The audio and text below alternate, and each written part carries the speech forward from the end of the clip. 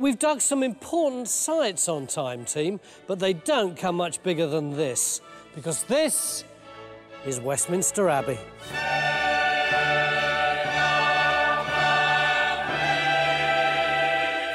Westminster Abbey is the setting for coronations and state funerals. It's packed with the tombs of centuries of monarchs, poets, architects and politicians, the people responsible for shaping the history of Britain.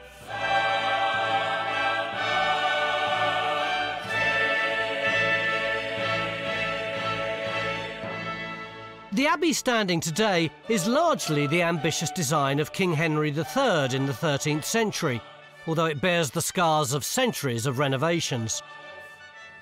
But there's one crucial piece of his original design that's missing, because he built a sacristy, a huge stronghold said to have housed the biggest collection of treasure this side of the Alps. And amazingly, this important building vanished. And we've got just 3 days to find it.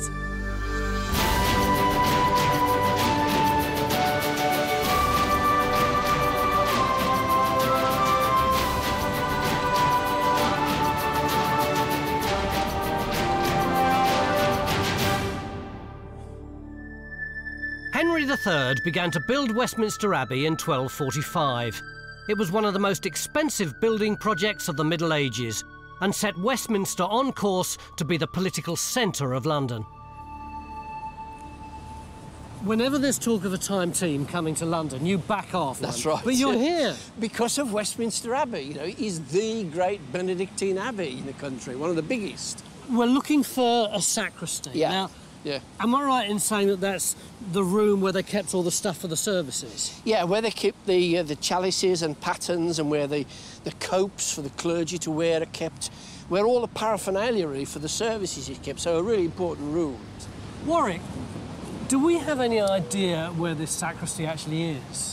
Yes, the sacristy, or what they thought was the sacristy, was discovered by accident in 1869 when Sir Gilbert Scott was working on this area and repairing the building and particularly this north porch, and they lowered the ground level all round this side and bumped into walls. And this is the plan they produced here. That's in this area here, look, this L shape in here, from the right door to the north Yep. porch. So do we think it's all still here, just under the grass? Well, we hope it is still there, but there is a little hitch in that Scott also ordered the construction of a vaulted chamber down here in this area, and then it was demolished again not many years later.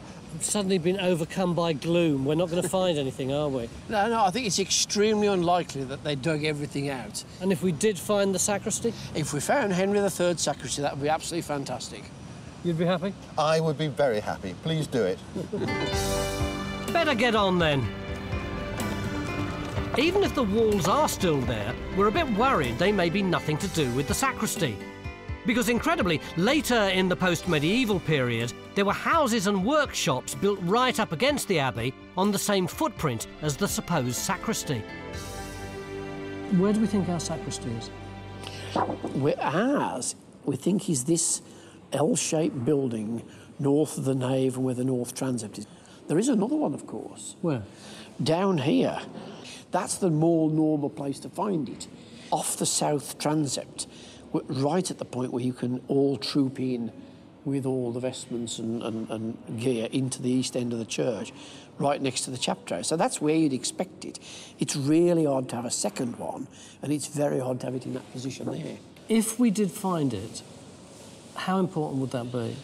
Oh, I think it would be enormously significant. Would it be fair to call it a find of national importance? Oh, yes, yes. I mean, it would be a major find for church archaeology, no doubt about that. This doesn't look like occasional light shows. No, that's saying, isn't it? Yeah. The good news is Geophys have found some wall lines. Starting at the top, the near surface, it's an absolute nightmare. But as ever, there's a problem. And it's not just the miserable weather. All these lines are services. Oh, crikey. Electric cables, maybe pipes, telephone cables. But with regards what you want to find, if you ignore those for a moment, go deeper into the ground, deeper into the radar, look at these wall lines starting to show. Oh, right. And these match. That's yours, isn't it, exactly Warwick? with what you wanted, Warwick.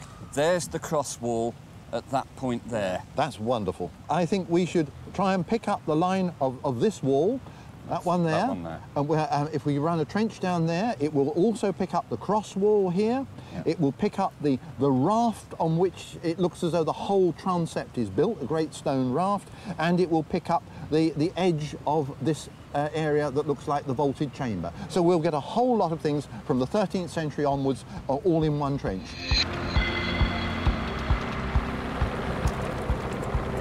It's an ambitious shopping list Warwick's given us, especially if we've got to dodge the services.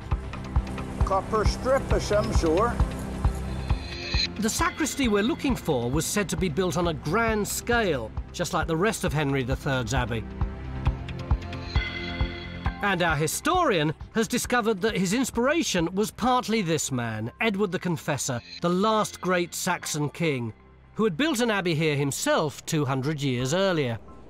Henry is mad about him. He kind of dresses like Edward the Confessor. He has pictures of him in his bedchamber and he calls his son Edward. Would you define the abbey as a shrine to Edward the Confessor? It is a shrine to Edward the Confessor, but it's more than that. It's a grand political statement of power. I mean, look at it. It's massive. And it's a very international place. Henry decided to build this after he'd been to France, and there he'd seen these kind of three separate cathedrals. One where people were crowned, one where they were buried, one where it was sort of particularly religious. And he decided to wrap all this into one big super building, which is Westminster Abbey. So Westminster Abbey's role as a theatre for royal ceremonies would have made a huge sacristy an absolute necessity.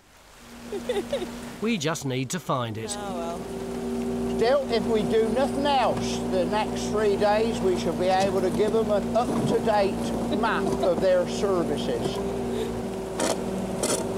Hello, what the devil's that? We've got lots and lots of images.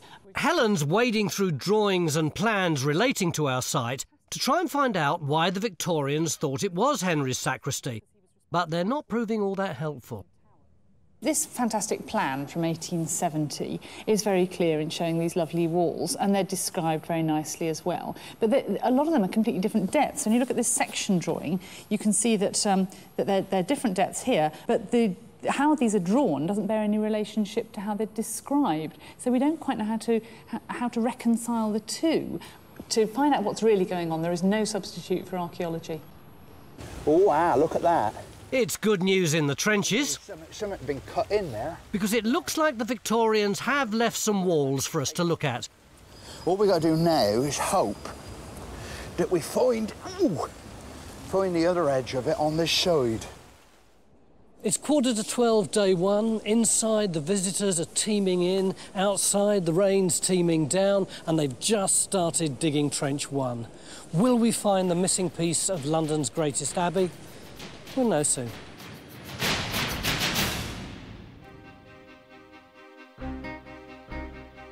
Westminster Abbey's sumptuous design nearly bankrupted Henry III when he built it in the 13th century.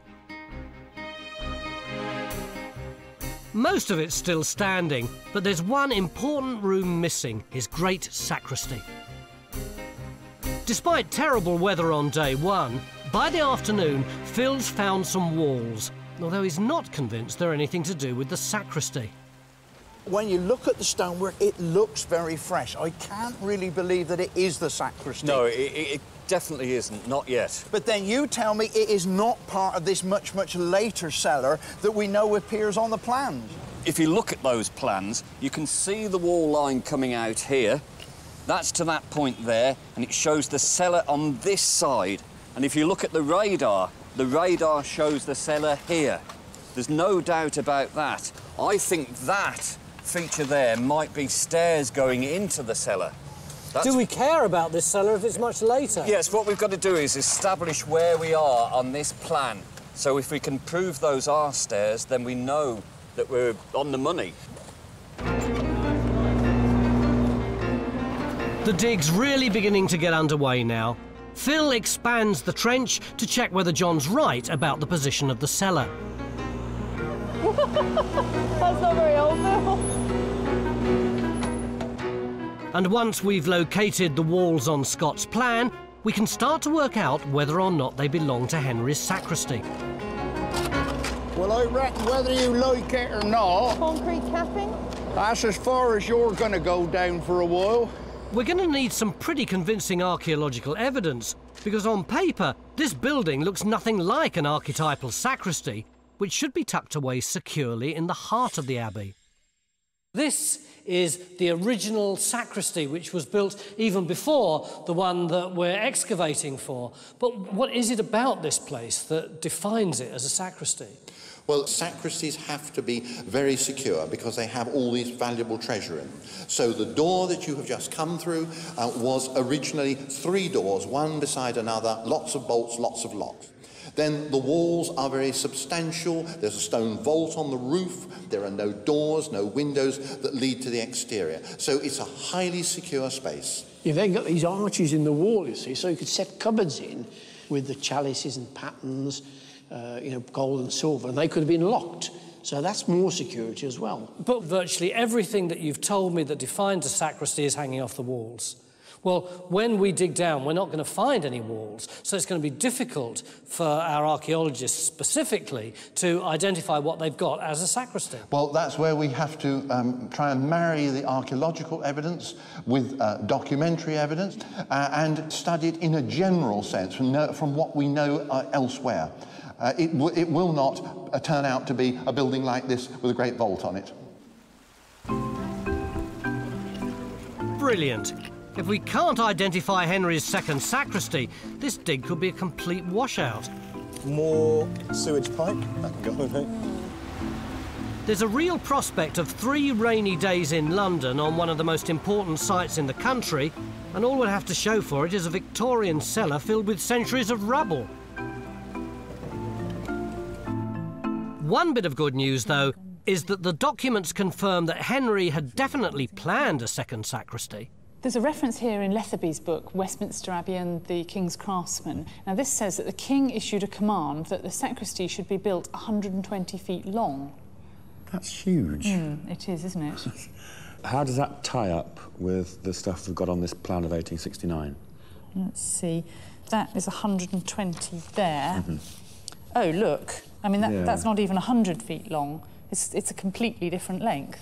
But even just shy of 100 feet, it's still a very large building. I suppose what this says is that the King commissioned an enormous building. I mean, we don't know that it was actually built 120 feet long, do we? Well, exactly. Yeah, and then, look, he goes on to say, a large sacristy was certainly required for the vast treasure which Matthew of Westminster says was unequalled on this side of the Alps. So they certainly had a lot of stuff to store. That could explain the size of the sacristy, but it certainly doesn't explain its puzzling location. Right, this trench has really come on. I mean, Phil thinks he's found 2 features shown on the plan, which he reckons are entrances to the Victorian cellar. So we've moved over here, and look, we've just come down onto this with this layer of concrete. Wonderful, because I think that is the roof of the vaulted chamber that was built by Sir Gilbert Scott. And we have the accounts telling us about building the vaults and then concreting over the top of them. OK, so far so good, but the crucial question is this the medieval wall? I mean, it certainly doesn't look like it. Down here, it's actually got bricks in it. Yeah, it doesn't look like it yet, but the medieval building was reconstructed as a house, and hence we've got post-medieval brickwork on the foundations. So you think that if we go down, if we can go down beyond, lower down that wall, we should actually find the line of the medieval wall? We should hit the medieval wall below that, yeah.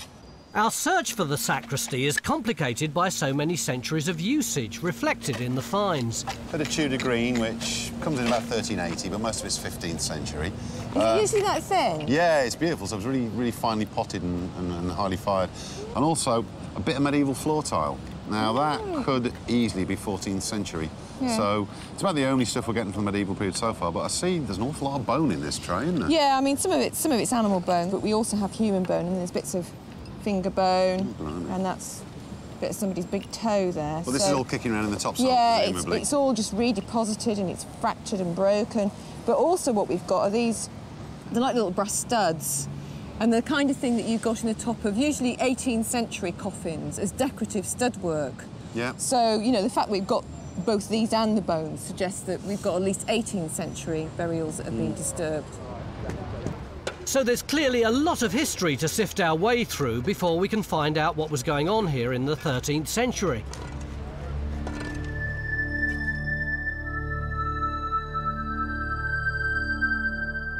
When Henry built his great abbey, his centrepiece was the shrine to his idol Edward the Confessor, who'd been canonised a century before.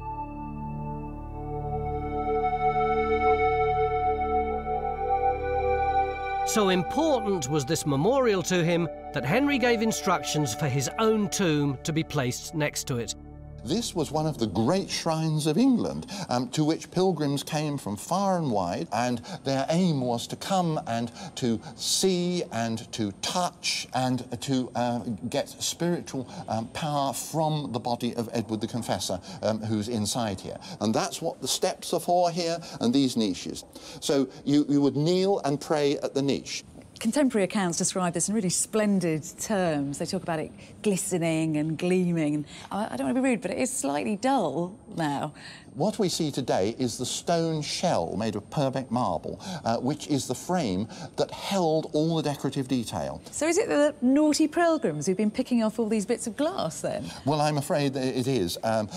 Initially pilgrims, but later on visitors, I think, in later centuries. But you've got a bit left over there. We've got a bit left there. I mean, that is a hint of what it looked like. And you must think of that over the whole of this. Everything was full of this glistening detail. And so it would have glowed as a great beacon.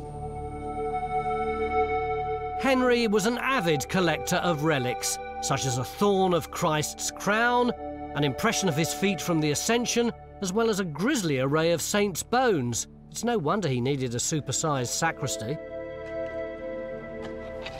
And we might just have the first signs of it in the ground. Somehow or another, there's something running out that way. And this wall lines up with that one in Phil's Strange, doesn't Exactly on line. Yeah. The abbey was built nearly 800 years ago, and I think we've got just about every one of those 800 years represented in this trench. But very importantly, we've got a couple of finds which could well come from the very early years of the abbey. What are they, Paul? We've got a couple of bits of medieval pottery. It's Kingston ware, and it's absolutely what you'd expect to find in London between about 1230 and about 1260, 1270. This building was supposedly built in 1245, so this brackets it beautifully. Where did you find those? They came from right down there in the corner next to that wall. This is bang on the money, isn't it? It is. And if you don't think that's exciting, Phil, what have you got in your part of the trench? In here, Tony, we've got part of the original raft on which this beautiful abbey was constructed. And if these foundations are medieval, then you'll see as they come along, they turn around there. It looks like we could have our first medieval wall. So if we've got a medieval wall, have we got a medieval building? And if we've got a medieval building, could it be Henry III's long-lost sacristy? We'll find out tomorrow.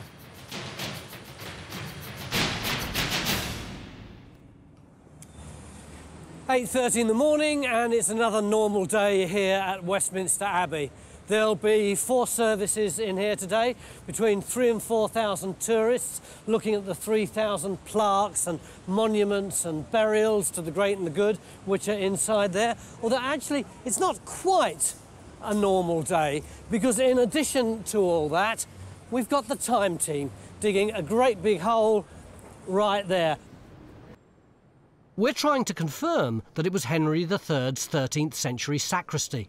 We do appear definitely to have medieval walls. We've got this wall here that is actually sitting on top of the main raft of the abbey. You can see there it's built out of chalk, and we've got a similar wall of similar construction with chalk in it running through there. And that does tie up with what's on Scott's drawing. We've even got the curve behind Matt, which is of the stairway, which is shown on Scott's drawing. But the crucial thing is that now we're beginning to look at all these things, we realise they are more than one date. They're multi-phase, not like the drawing says. Scott clearly misinterpreted the date of some of the features he found, so we're putting in more trenches to check out exactly which walls are medieval. Much of what we've uncovered so far relates to post-medieval buildings which were built on top of the sacristy. And in Trench 2, Faye's getting a little taste of life in those later houses. Oh, that's lovely. It's borderware. It's the bog standard pottery in London from about the mid-16th, the end, getting towards the 18th century. And it's a frying pan handle. I mean, it's a skillet. Lovely. That's pretty cool. So ties in about when the house is supposed to be here? Yeah, that works. It's in pretty good nick, actually. I mean, you can even see what's been used. See where it's all blackened underneath. Yeah. So that's the side that would have gone on the fire. So, you know, someone had their fried eggs for breakfast out of that, maybe. Bacon, sausages. Yeah. Works. Oh, yeah. Yeah, it works for me.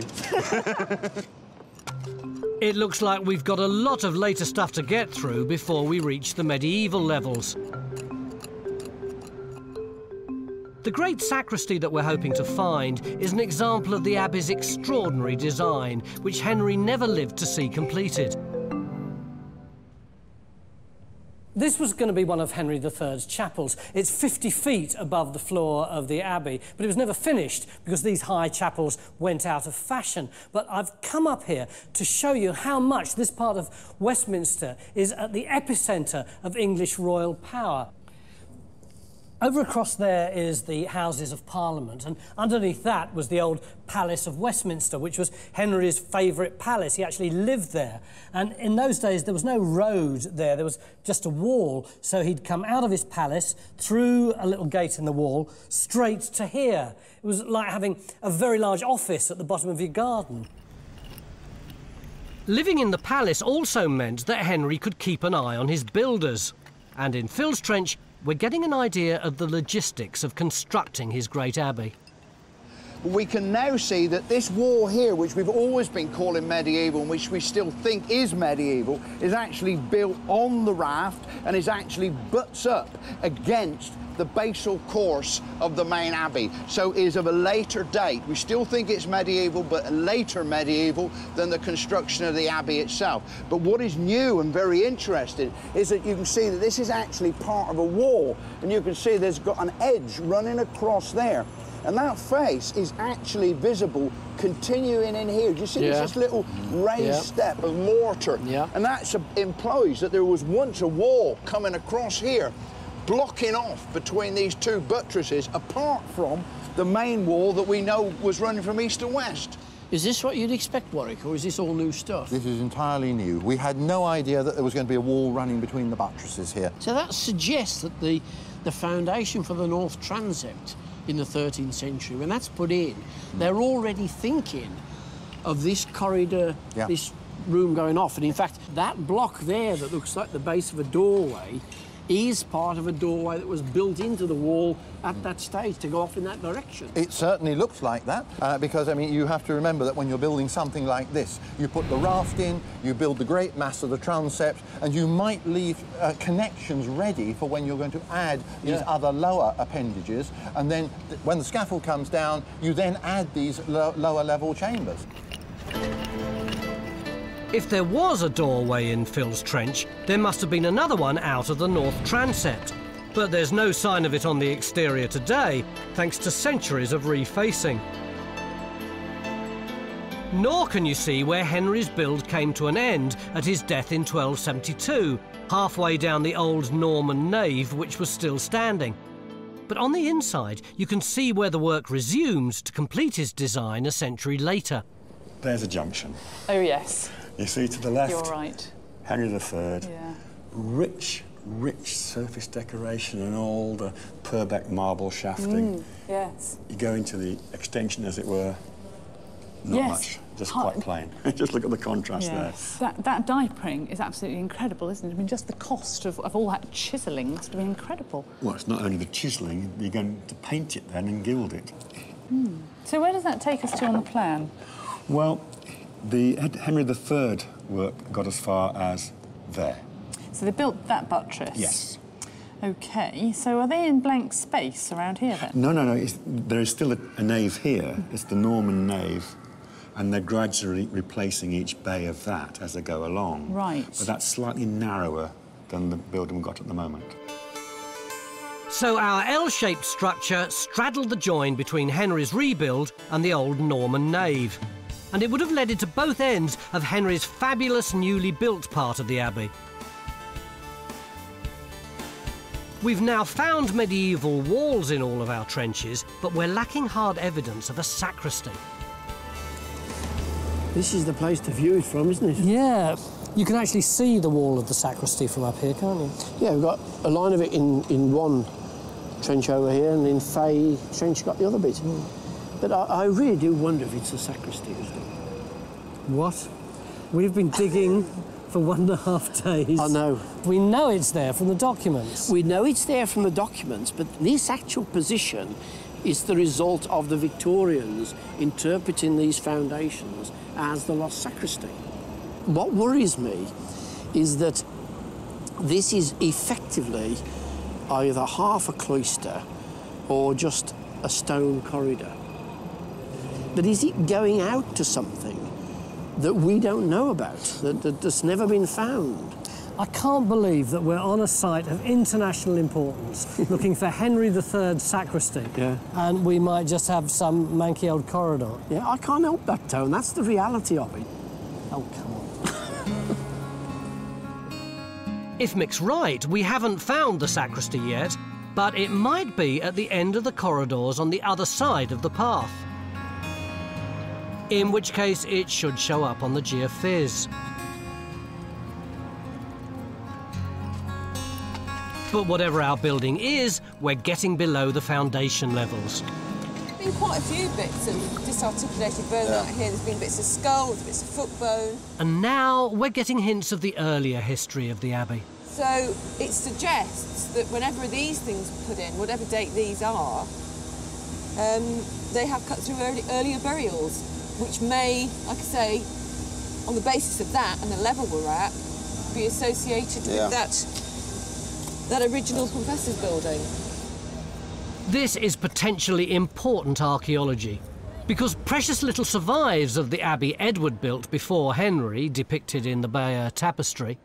And as if that wasn't enough, Mick suspects there might be some even earlier burials on the site.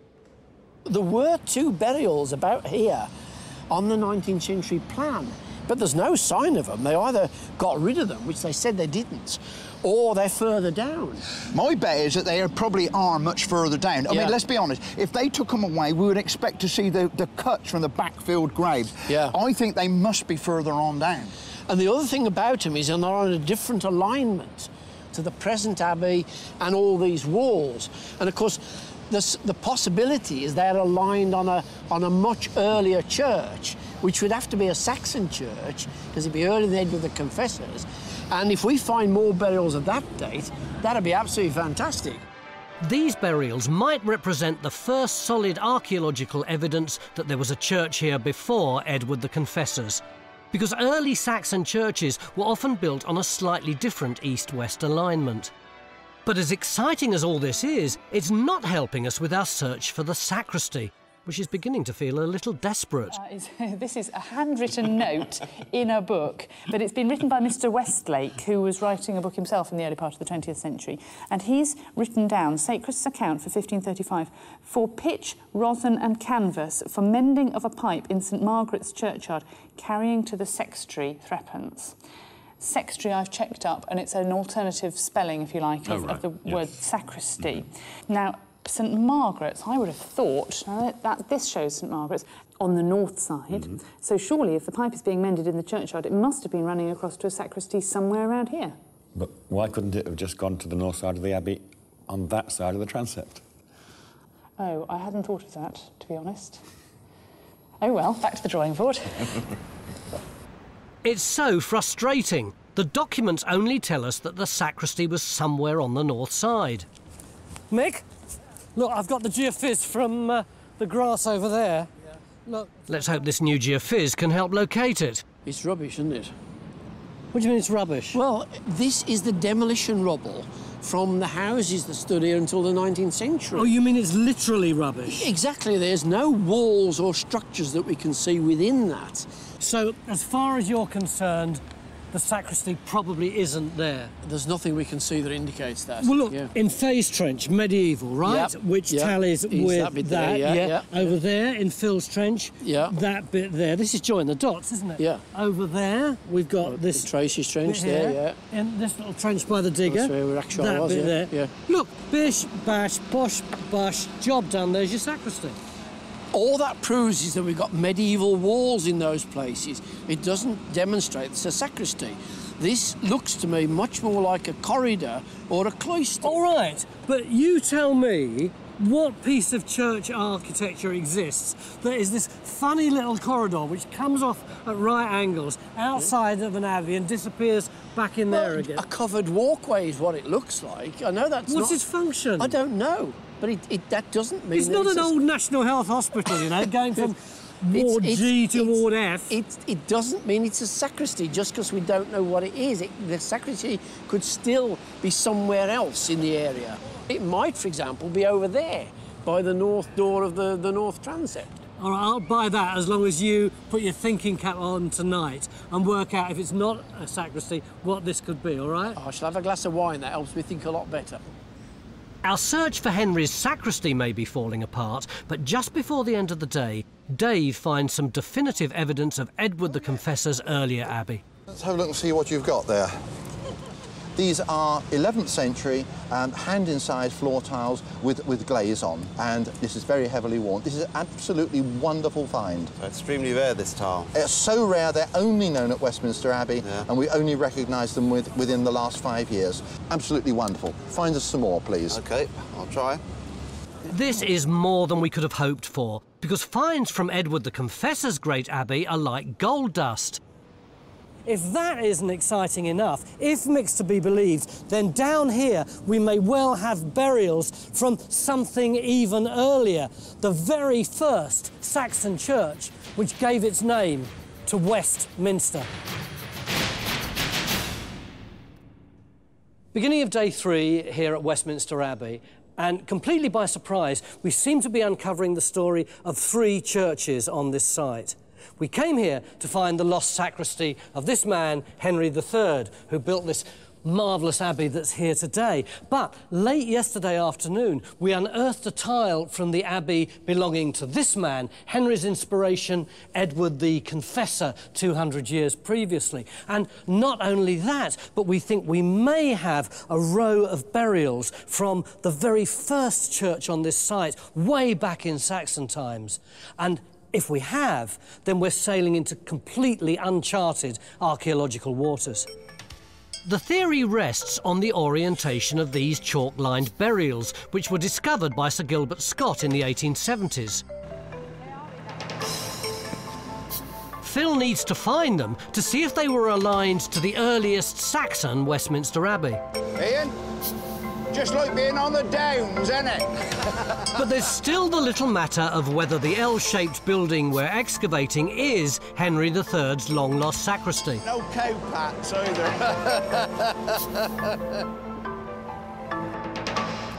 Although we're sure the walls were all originally built by Henry, Mick's convinced himself that they're just corridors and nothing to do with our sacristy. But Warwick's got a new idea. He's been searching for evidence of a doorway from our building into the north transept. Although there's no sign of it on the outside, he thinks he's found it on the inside. So where's this doorway then, Warwick? All I can see is monuments and filing cabinets. Yes, we've got quite a few of both. But there, in the middle of this bay, the central arch, you can see the arch is different from those either side. Yes. The arch stands up taller, it breaks through the windowsill.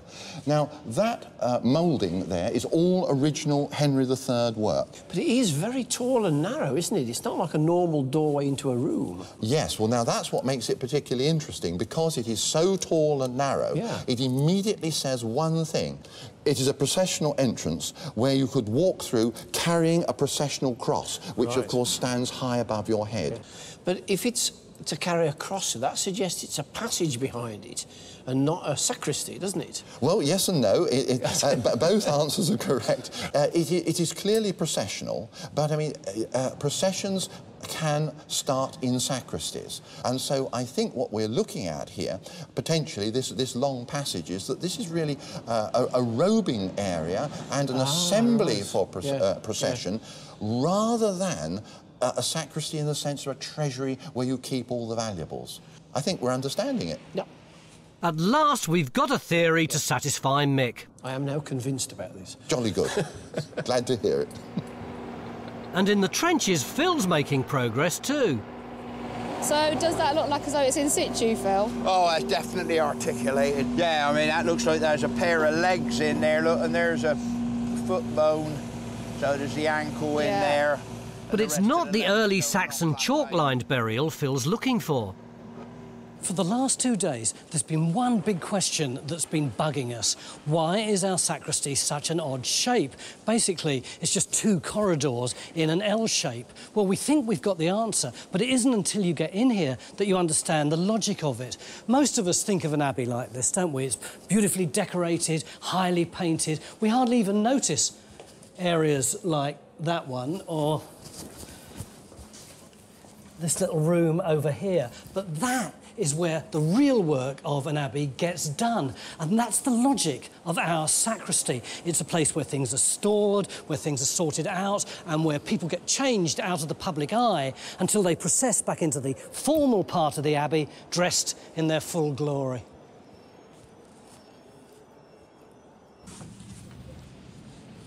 Mick, are you happy now? Oh, ecstatic, ecstatic. I really feel we've sorted it out.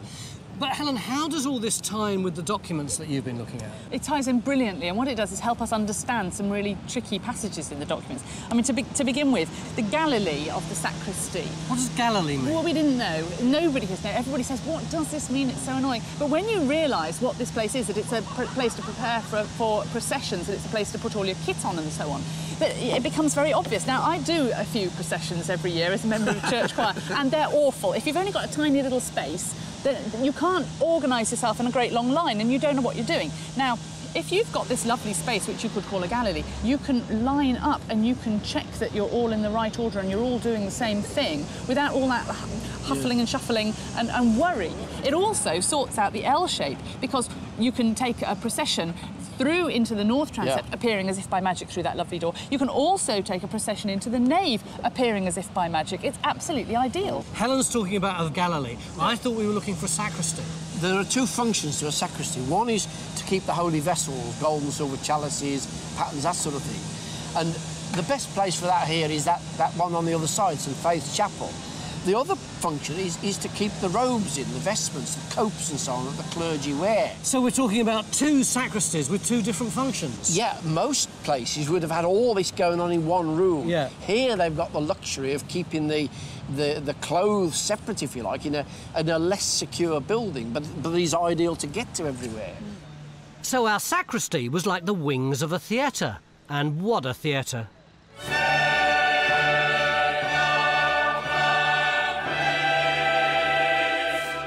Because Henry was setting the scene for the most important ceremonies in the kingdom. Royal weddings, funerals and coronations. Oh, that's pretty spectacular. What's that? This is a cope, and it was worn by the priests, and it dates back to about 1660, and it may have been used for the coronation of King Charles II. That's beautiful. It's in good nick, isn't it? And wonderful, yes. What else have you got? Oh, that's stunning. Another cope here dating back also to Charles II, 1685. I mean, it may have been used for his funeral, and these are still used to this day. You can see why it requires such a lot of space, can't you? I mean, this cupboard goes back, what, maybe 5 foot here. You pull that out, and then if you need to change as well, then that's obviously additional space. And if you've got 20, 50 people all changing in the same place, it really could be quite difficult. A bit chaotic, yes. Actually, I've just noticed over here, all the work that maybe 10 or 20 monks used to do in the medieval period is nowadays reduced to an ironing board, a little rack and plenty of starch. Oh, now what? That's another bone. Oh, that's a jaw. Outside, Phil's got his work cut out. Hello, there's another set of teeth. Yeah, here's the top set, and here's the bottom set. Because he's uncovering multiple burials. Yeah, burials on top of burials, aren't there? That's another one, look. We need to find some Anglo-Saxon pottery. Well, yeah, it doesn't matter what... Warwick was excited to see Saxon tiles last night, dating to the abbey that Edward the Confessor built before Henry. So this must be one of the oldest surviving rooms in the abbey, is it? It is. This is a wonderful space. It's known as the Pyx Chamber, and it is a complete 11th century room. You won't go in anywhere older in London. It was a treasury.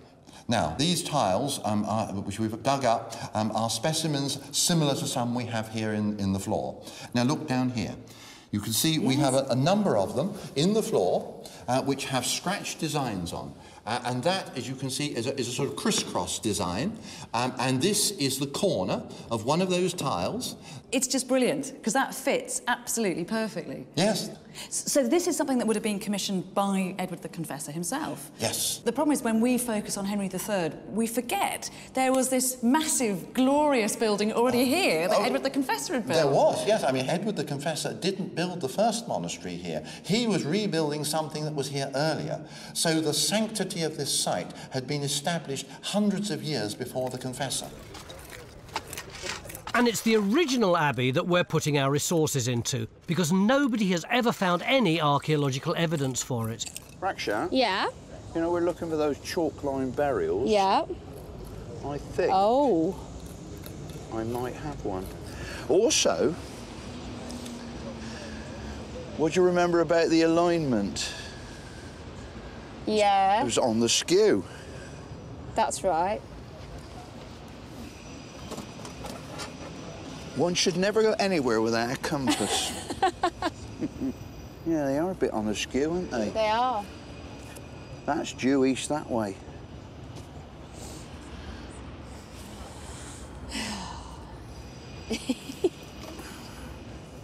Watch this space. I know. It's a tall order to find out if this burial really was aligned with the earliest abbey at Westminster. Now then, I believe you've got some... Oh, you have got some bones down here, haven't you? And Tracy has spotted something that might have been part of its fabric in the Victorian stairwell. That one there, the long one. Yeah? And you see the difference in the carving on that? This looks very much like Roman rustic stone carving. Oh, is that... Oh, that's carving, is it? Well, yes. You see all these medieval and post-medieval stones here, they've got dressing on them. You can see the stripes where it's carved into the surface here. They're dressing the stone for use. This one is completely different. Here, you've got this surround coming around here, but that's carved. The decoration, the pattern is in relief, so it stands out. Right, yeah, I can see that. But, I mean, there isn't really a major Roman site right near the Abbey, is there? Not right near the Abbey, no, but the theory is it could well have come from the earliest phase of Abbey building and then it's just been incorporated into walls much later on. It's a fab thing to find, though. That's really nice. Everybody involved in the Abbey is on tenterhooks to find out what else we can discover about this historic site in the final hours of the dig. Jackie's already identified several burials, including an 8-year-old child. Their alignment and level suggest that they're probably from the time of Edward the Confessor. But what we really want is to pin down a date for the chalk-lined burial. This has definitely been disturbed by the Victorians. Has it? Yeah. This is all Victorian backfill that's in here. And this means that any finds from the grave might be misleading. Usually finds are vital clues for us, and this dig has produced vast quantities, which the students of Westminster School are helping us process. What we need is something dateable from the very bottom of the grave. That looks more like a bit of tile or brick to me. That's not pottery. But you can't give us a date on it. It's tile or brick, mate. It's not my job, I'm afraid. Sorry. The good news is that now we can see the chalk-lined grave, it's clearly on a totally different alignment to the later burials. So this ought to be associated with an early Saxon church. Exactly. That would be incredible, wouldn't it? It would be fantastic. And in order to be able to work out the date of the building to which this grave relates, what we need to do is to take a small sample of bone from the leg and have that radiocarbon dated. What about pottery dating, though, Paul? One really interesting bit we have got is this. Now, this is from much higher up in the general jumble, but it's a piece of Saxon pottery. It's late Saxon shellyware, late 9th to early 11th century, so pre-Edward the Confessor.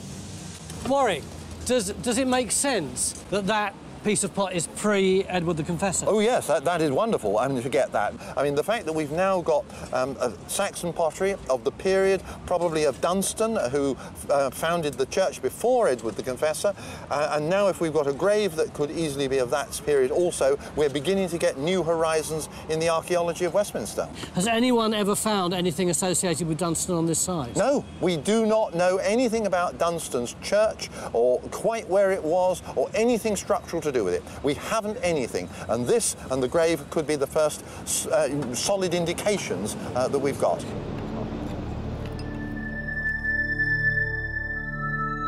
St Dunstan founded a Benedictine abbey on what was then Thorney Island in the 10th century.